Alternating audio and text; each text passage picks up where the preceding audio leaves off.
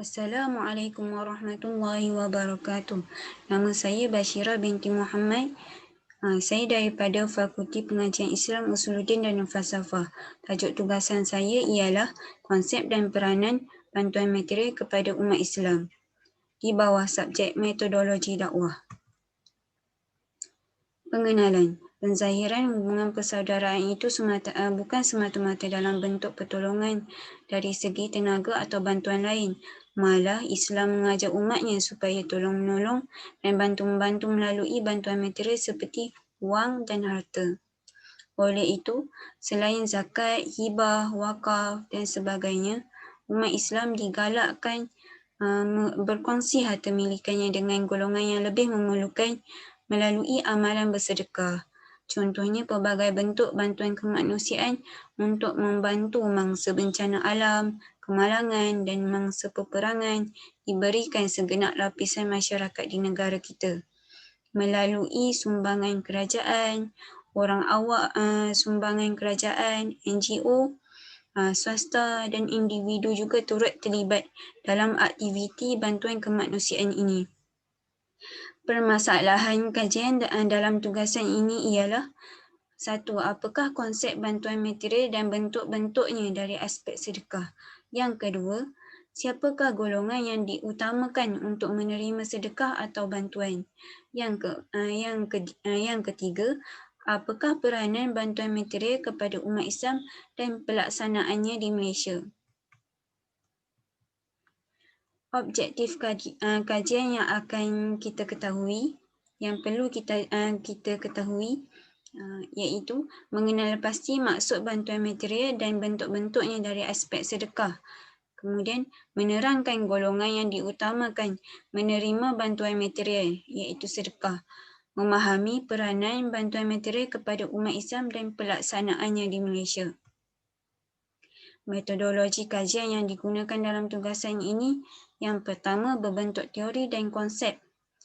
Yang kedua, induktif dan didaktif, iaitu kita mencari maklumat, kemudian mentafsirkan maklumat yang diperolehi itu dan membuat kesimpulan daripada maklumat yang didapati itu. Kemudian yang ketiga, kita menggunakan kajian perpustakaan yang berbentuk artikel ilmiah, jurnal, buku rujukan agama Islam dan laman-laman web rasmi. Kemudian konsep bantuan material iaitu pertolongan atau pemberian benda-benda yang digunakan untuk sesuatu atau keperluan dalam kehidupan seharian, iaitu makanan, minuman, pakaian, kewangan, kesihatan dan perubatan dan banyak lagi. Konsep sedekah menurut Islam. Pada bahasa, perkataan sedekah itu berasal daripada perkataan bahasa Arab, iaitu as-sadaqah, yang memberi maksud benar. Lawan daripada perkataan as-sadaqah itu tidak benar, yang lebih dekat dusta. Kemudian pada istilah pentakrifan daripada Ensiklopedia Islam, iaitu bermaksud suatu pemberian yang diberikan oleh seseorang Muslim kepada orang lain secara sukarela, tanpa dibatasi oleh waktu dan jumlah tertentu, sebagai kebajikan yang mengharapkan keredaan Allah Subhanahu Wa Taala dan pahala semata-mata. Perlu kita ketahui dalil pensyariatan sedekah. Firman Allah Subhanahu Wa Taala, A'udzubillahi minasyaitonirrajim. إن تبدوا الصدقات فنعما هي وإن تخفوها وتؤتوها الفقراء فهو خير لكم ويكفر عنكم من سيئاتكم والله بما تعملون خبير. Surah Al-Baqarah ayat 271. Hukum hakam sedekah. Yang pertama, sunnah. Pahala bagi si pelakunya dan tidak berdosa bagi orang yang meninggalkannya. Haram. Haram jika pemberi sedekah itu tahu dengan pasti sedekahnya itu digunakan oleh si penerima untuk melakukan kemaksiatan, melakukan dosa. Yang ketiga, wajib diberikan kepada orang yang benar-benar memerlukannya sementara kita dalam keadaan mempunyai apa yang ia perlukan, apa yang ia perlukan, yang perlu digunakan bagi kehidupannya untuk meneruskan hidup. Okey, bentuk-bentuk sedekah. Yang pertama, membina masjid. Yang kedua, memelihara anak-anak yatim. Yang ketiga, membantu janda-janda dan mencukupkan keperluan orang miskin yang menahan diri dari meminta-minta. Yang keempat, memberikan senyuman kepada saudara. Yang kelima, melakukan amal makruf nahi munkar. Melakukan apa yang Allah suruh dan meninggalkan apa yang Allah larang. Yang keenam, menyelesaikan masalah orang lain. Yang ketujuh, membuang perkara yang menghalang di jalanan seperti paku, kaca. Yang ke-8, sedekah wang dan harta serta khidmat nasihat yang baik. Okay, perlu kita ketahui golongan yang diutamakan, yang perlu didahulukan untuk menerima sedekah ada 4, iaitu yang pertama kaum kerabat dan diikuti oleh jiran tetangga. Yang kedua, golongan mereka yang sememangnya memerlukan bantuan, yang dalam kesusahan, dalam keperitan. Yang ketiga, orang kaya al-Hashimi, kafir dan fasik, orang fasik. Yang keempat, sedekah ke atas si mati ataupun orang yang telah meninggal dunia, macam kita hadiahkan doa, bacaan Yasin, tahlil dan sebagainya.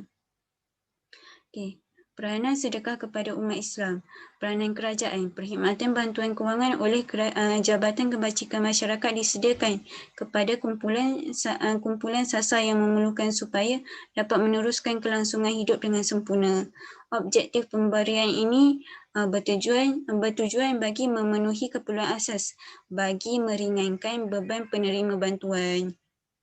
Peranan swasta pula. Jabatan Kemajuan Islam Malaysia dalam misi menyerahkan bantuan sebanyak RM168,000 kepada masyarakat orang asli yang terjejas akibat Perintah Kawalan Pergerakan Berikutan COVID-19. JAKIM menempatkan seramai 244 orang penggerak masyarakat orang asli bagi memberi kefahaman mengenai Islam serta kebajikan orang Islam bersama agensi lain yang berkaitan.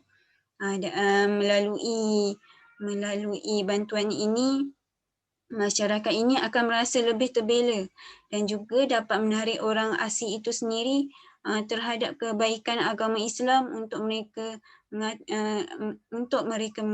menganuti agama Islam itu. Peranan individu pula, rombongan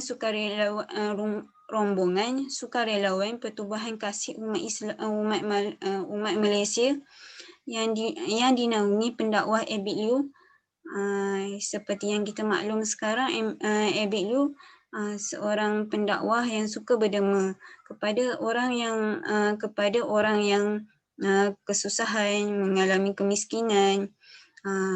Natijahnya dapat memberi motivasi ke arah mempertingkatkan pendapatan kita supaya dapat terus bersedekah kepada orang yang lebih memerlukan dan dapat sama-sama menikmati pemberian Allah. Kesimpulannya, daripada keseluruhan konsep sedekah menurut Islam ini, jelaslah menunjukkan bahawa sedekah ini dapat membina akhlak manusia. Ini bukan sekadar kepada mereka yang memberi sedekah, bahkan mereka yang menerima sedekah juga turut terkesan akan mendapat tempias perubahan daripada segi akhlak dan jiwa. Sedekah berperanan menyatu padukan hati umat Islam serta meringankan beban golongan yang mengalami keperitan, kesusahan, kepayahan. Amalan ini juga lantaran itu, amalan ini hendaklah datang daripada hati yang mulia dan pemberian yang ikhlas. Wallahu a'lam. Assalamualaikum warahmatullahi wabarakatuh.